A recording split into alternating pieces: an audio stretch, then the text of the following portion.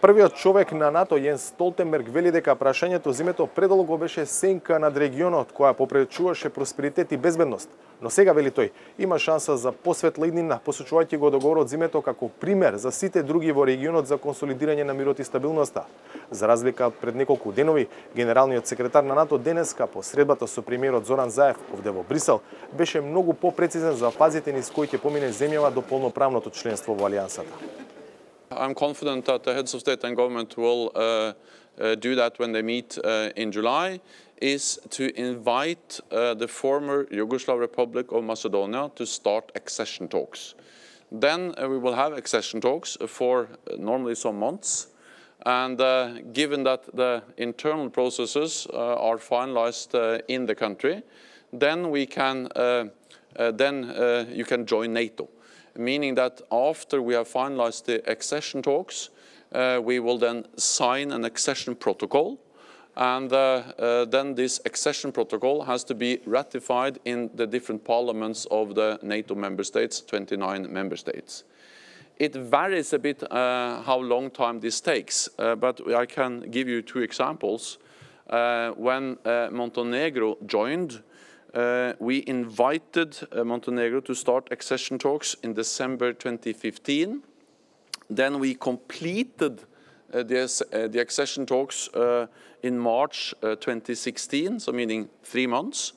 And then all 29 allies have ratified by June 2017. So actually the thing that takes some time is the ratification in the different member states. When Albania and Croatia joined, they were invited in April 2008 at the Bucharest summit, and they joined in April 2009, 1 year later. So that was even faster. So we speak about something between 1 and 1.5 years from we invite to start in accession talks until the country can be a full member. But as soon as we have signed the accession protocol, which normally takes just a few months, Montenegro 3 months, then the country will be invited to participate in all NATO meetings and will sit around the table and be part of the NATO Council. So actually Montenegro started to participate in all NATO activities in March 2016, only 3 months after we started the accession talks. So this can go quite quickly. We speak about months. As soon as the former Yugoslav Republic of Macedonia have finalized the agreement, meaning made the necessary changes in the constitution, and then we can invite the country to join under its new name, the Republic of North Macedonia. So I really hope that the people of your country seize this opportunity. It's a historic opportunity, and if this opportunity is turned down, then it's very hard to imagine how we can once again come to a situation where you are so close to joining NATO. So it's for the people of the former Yugoslav Republic of Macedonia to decide, but we are ready to invite and to do it as quickly as possible, and speak about months. Ако беше јасен за фазите што следуваат, шефот на НАТО избегна директно да одговори на моето прашање за улогата што во процесот на ратификација на договорот зимето ја игра председателот Ѓорѓи Иванов со одбивањето да го потпише указот.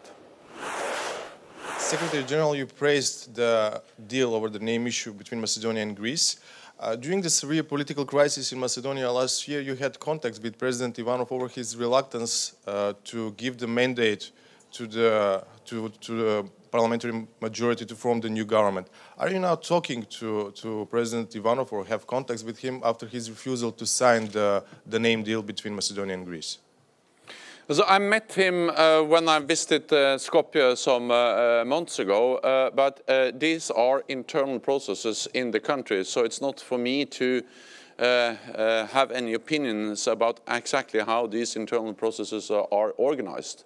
What I say is that we will invite the former Yugoslav Republic of Macedonia to start accession talks at our summit in July. I am very confident that all the heads of state and government will decide that in 2 weeks from now. Then we will start the accession talks, and then the country will be able to join NATO as soon as the internal processes have been finished.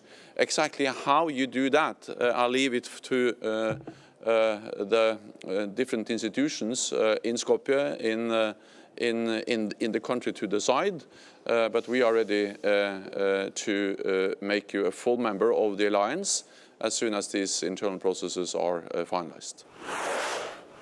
Столтенберг во манир на добар домаќин денеска ги прошета Заев и владината делегација во новото седиште на НАТО, пошто премиерот на Facebook објави фотографија со порака: "Го видовме нашето место на мапата членки на НАТО. 30-тото место е за Македонија", напиша Заев. After the Second World War enlargements. So this is the 29 and we need one more. Но за членството да се ефектуира потребни се успешен референдум и уставни измени. Затоа премиерот упати апел до целото општество. Остануваат нашите домашни задачи, но сега имаме навистина околу што да се обединиме на широкиот автопат и заедно да кажеме да за нашата иднина, да за македонската иднина.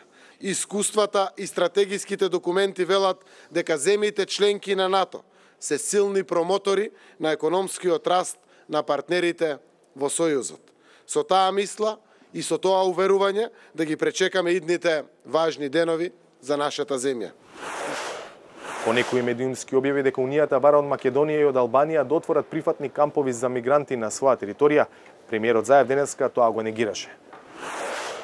Нема никакви разговори, никој не барал од Македонија бегалски камп. Уште еднаш само да напоменеме, ние ги следиме целосно политиките на Европската Унија и на НАТО, заради тоа што еве не сме членови, а гледаме дека ќе бидеме членки, сепак во координација со нив во делот на евентуални нови бранови на бегалски кризи, заедно како и што досега делувавме од 2015, така и ќе продолжиме да делуваме, но никој не барал од Македонија нешто посебно околу бегалски кампови или слично. Денешните и настаните од претходните неколку денови потврдуваат дека договорот зимето засега функционира. Грција ја крена рампата за НАТО и за Европската Унија откако спогодбата беше ратификувана во Македонското собрание. Во следните месеци предстои најделикатната фаза – референдум, па уставни измени, а можеби и избори. Потоа, прашањето повторно ќе се врати во Брисел и во другите главни градови за да се затвори кругот на неопходни одлуки. За 360 степени од Брисел, Владимир Мирчевски.